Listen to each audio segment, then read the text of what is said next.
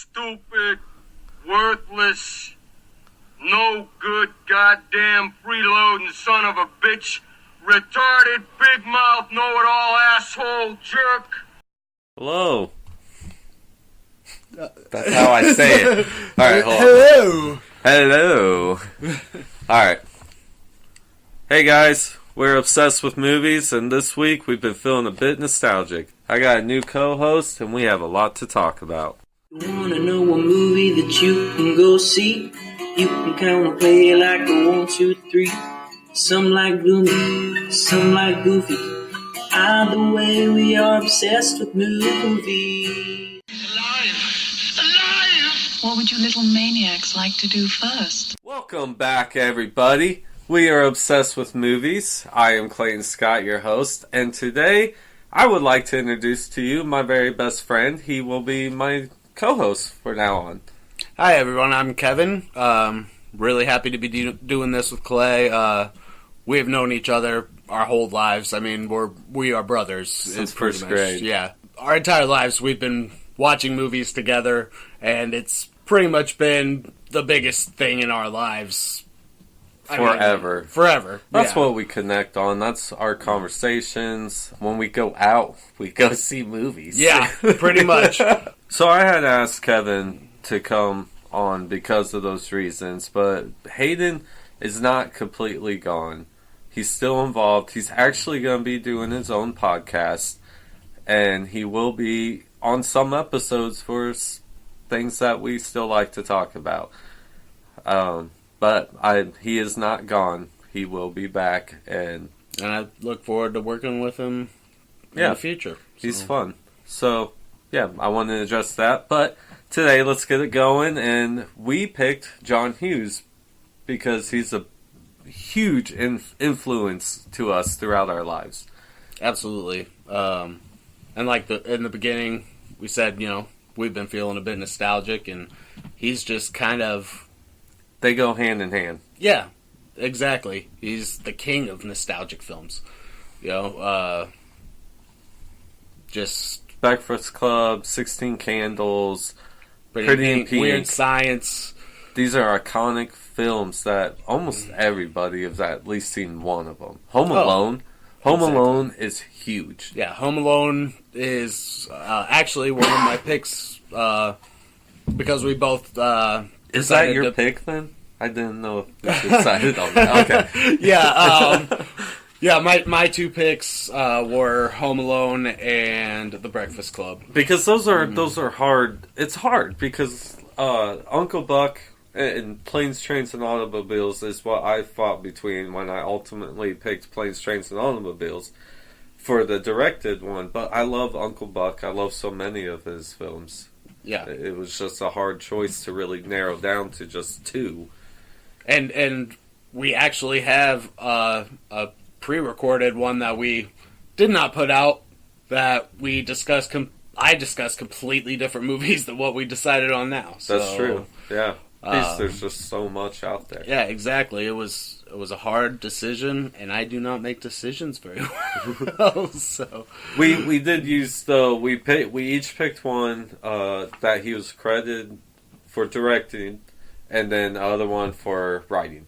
So we have one of each, and I think we'll do directed first. We'll each go into that. Do you want to tell anything else about yourself, or? I mean, I don't know. Because then I feel like I'm at a job interview or something. Like, they'll get to know me. Yeah, okay. So, I mean, all you need to know, Kevin. He loves movies. Exactly. I am also obsessed with movies. Clay and I are best friends. He leads a boring life. I do lead a pretty boring life, so, yeah. All right, let's get into it. I think, let's start with yours, because yours is probably one of the most popular and best films that he did. So, directed? Yeah, The Breakfast Club was my choice for directed. And, it's because the film is that iconic coming-of-age film where everyone can connect to each one of the characters in one way or another. And it shows these characters becoming closer throughout the film, even though in the beginning they are polar opposites. You know, there's one of each, like, clique from high school, kind of, which they idea. all commonly have the same problem, and that's growing up. I mean, they're all facing those common issues, I guess, in high school, where you want to be liked in some way, but be yourself. Yeah, the way that they classify themselves, like, right at the beginning of the film. You know, when it reads that part of Brian's letter, where it's a princess and an athlete and a criminal, a brain, and a basket case. You know, but because that's how everybody else saw him, but that's how they saw themselves in the beginning of the film. And they kind of grow out of those roles and see that they're all alike, I guess. Like, what do you mean? Yeah, that they're all a little bit of each of those things. Okay. You know. Who's your favorite character? Oh, oof. Favorites are not my I mean, it'd probably be Judd Nelson. Okay. Bender was a great character, but what's the weirdo's name? The weird girl? Oh, Ali Sheedy, and she's also Allison in the film. She would probably be my favorite. Really? Yeah. Alright, so, here's an interesting thing about the film. Like, you know, her part with the where she's drawing in the back of the class, and then she starts to shake the dandruff out of her hair. That's actually Parmesan cheese. Ew.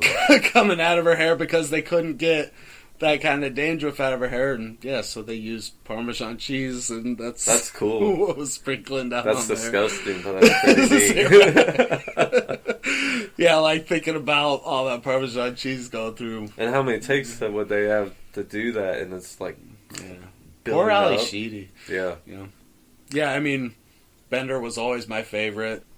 The line we actually have a clip of. We'll play that for you guys. Yeah, is just like one of my all-time favorite lines in a film because, well, it's the very first time, like, as a kid, I didn't even understand what dope was, and yet I found it funny, even as a child that didn't really understand what.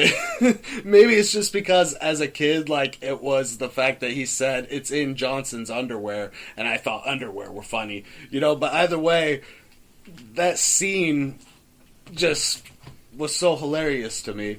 And well, here we'll play it real quick. Yeah, come back from that. What if your dope was on fire? Impossible, sir. It's in Johnson's underwear. Alright, guys, so that was my favorite line pretty much in any John Hughes film out there. You really because hear it was his so sarcasm. Yeah, for sure. And you see this kind of lightheartedness, you know, between the characters during that moment. You know, like Bender's having the big, you know, shootout with Dick. You know, he says that little quippy thing about his dope. And, like, everybody kind of smiles and snickers because they know he's actually saying it's actually in Johnson's underwear, but, you know, Principal Dick is completely oblivious. And Would you say that's like the start of them connecting together, like them actually becoming a group, or it began when they actually like the left scene where they're library? actually smoking, like when they all kind of go one by one, following Bender to the back of the library to get stoned with him, and. Like, I mean, it's an absolutely insane scene after he comes back from that room that the principal locks him up in, you know, when he takes him, he locks him up in the room. Bender's, you know, he crawls out, obviously, and that's a great thing about the movie and the improv, that John Hughes would just allow his actors to do. When Judd Nelson was crawling through the air ducts or the ceiling, you know, to get back to the library, and he's telling the joke. Lady walks into a bar with a boo. It was all improvised by Judd Nelson as he was walking through, and he had no idea where he was going with that joke. and then it ended with him falling, and That's the end of awesome the timing. joke, the end of the joke just being, "Oh fuck!" Yeah, That's great magic to capture. exactly. And like Breakfast Club had a lot of the actors did improv in the film. Probably one of the most iconic scenes of the film when they're sitting together in the circle and they're talking about what it was that got them into detention in the first place. That was completely improvised by the actors. Every single one of them. Yeah, like the whole scene was just them, and I was always blown away by Emilio Estevez's performance when he's talking about Lester. I forget his last name, but the kid whose butt cheeks he taped together, and that's what got him into detention in the first place. Like that being improvised by him. What was going on in his life that made him... Yeah, what a weird that thing dramatic to be about able to... Like, I've never duct taped I've never seen that happen before, so that's weird. And that was probably some sort of hazing that possibly he went through at one point in his life. maybe. And then the whole with his father, and the win.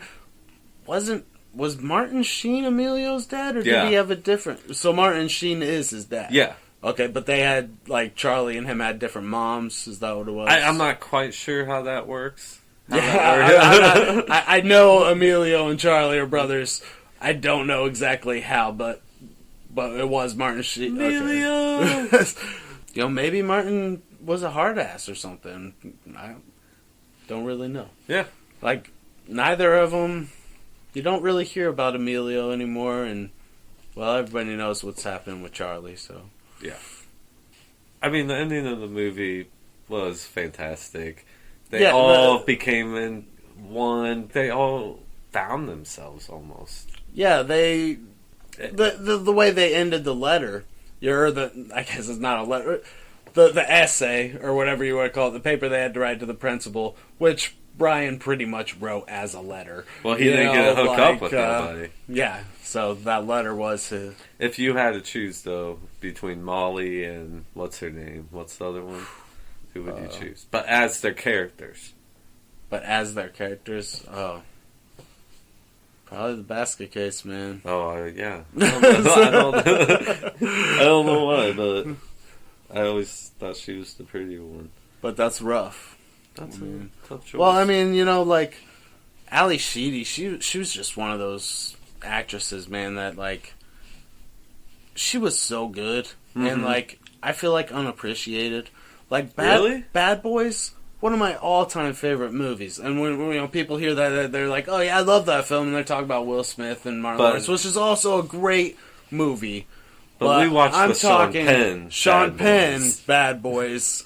I think that's 83, maybe earlier. Yeah, I mean, it was a while ago. And her performance in that film was phenomenal. But God, I love that movie. That's getting completely outside of John Hughes. But I love Sean Penn movies. Yeah. I've always been a fan of Sean Penn. Yeah, Sean Penn's I don't definitely some we should cover on an episode somebody sometime. we should cover. So, on mine, anyway, are you... Yeah, tell them about what your directorial pick was. I went with Planes, Trains, and Automobiles. Great film. Yeah, when I had to choose, it was, like I said before, it was between Uncle Buck and Planes, Trains, and Automobiles. And it just comes down that I've probably seen that the most, and it made me think of my dad, and it was one of his favorites. It's just the comedy I think I grew up on. Steve Martin, John Candy. John Candy, I love his movies. What is that? What are like some of your favorite? Like if you like just John Candy roles in general that you would say. Barf, Spaceballs, Uncle Buck. Definitely. It drives me nuts that I can't remember the name of this movie, and I remember watching it with my dad. But he was like a detective. Okay. Do you remember? It was like a buddy comedy. I want to say Harry was in the name of the movie. I don't know. I mean, I honestly, I don't think I've ever seen John Candy as a detective. I don't know. Something about peanut butter sticks in my mind. Well, that's pretty much why I chose it, because it's just a film that holds true to my childhood. Yeah. Two actors I absolutely love. The story is where